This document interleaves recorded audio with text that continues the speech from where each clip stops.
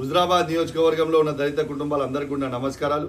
కేసీఆర్ గారు దళిత బంధు అనే ఒక పథకం పెట్టి పైలట్ ప్రాజెక్ట్గా హుజరాబాద్ నియోజకవర్గాన్ని తీసుకొని హుజరాబాద్ నియోజకవర్గంలో ఉన్న ప్రతి దళితుని కుటుంబంలో వెలుగు నింపింది కేసీఆర్ గారు అని చెప్పక తప్పదు.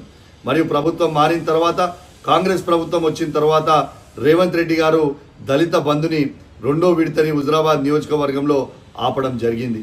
ఇవాళ మీ అందరి ఆశీర్వాదంతో నేను ఎమ్మెల్యేగా గెలిచిన తర్వాత అసెంబ్లీలో నా మొట్టమొదటి స్పీచ్ నా హుజరాబాద్ నియోజకవర్గంలో ఉన్న ప్రతి దళిత కుటుంబానికి రెండో విడత ఇయ్యాలని గర్జించింది అసెంబ్లీలో మీ అందరికి కూడా తెలిసిన విషయమే.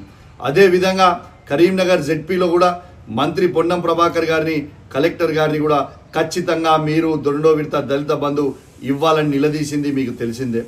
దాంతోపాటు హుజరాబాద్ నియోజకవర్గంలో ఉన్న నడి బొడ్డున ఆ రోజు మీ అందరి సమక్షంలో ఇవాళ ధర్నా చేసి పోలీసుల లాఠీ దెబ్బలు తిని కేసులు పెట్టింది కూడా మీ అందరికి కూడా తెలిసిన విషయమే.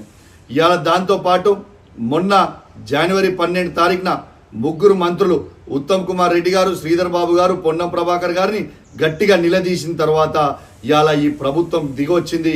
వాళ్ళ మెడలు వంచి మీ అందరికి కూడా ఇవాళ రెండో విడత దళిత బంధు ఇప్పిస్తుంది కూడా మీ అందరికి కూడా గుర్తు చేస్తా ఉన్నాను. మీ అందరికి కూడా ఈ దళిత బంధు రెండో విడత రావడం నాకు చాలా సంతోషకరం. నేను మీకోసం పోరాటం చేస్తే నా మీద ఎట్లా కేసులు పెట్టిరో మీరు అందరు చూసిర్రు. జెడ్పీ ఆఫీస్లో మీకోసం నిలదీస్తే కేసులు పెట్టిర్రు. ఇవాళ మొన్న ముగ్గురు మంత్రుల సమక్షంలో కలెక్టరేట్లో నిలదీస్తే కేసులు పెట్టిర్రు. హుజరాబాద్ నడి బొడ్డున మీకోసం ధర్నా చేస్తే లాఠీ దెబ్బలు తిన్నా నా మీద కేసులు పెట్టింది కూడా మీ అందరికి కూడా తెలిసిందే అని చెప్పి సందర్భంగా తెలియజేస్తూ మరొకసారి వాళ్ళ ప్రభుత్వం మెడలు వంచి మీ అందరికీ దళిత బంధు తెచ్చినందుకు నాకు చాలా సంతోషంగా ఉందని చెప్పి సందర్భంగా తెలియజేస్తూ సెలవు తీసుకుంటా ఉన్నాను. జై తెలంగాణ, జై కేసీఆర్.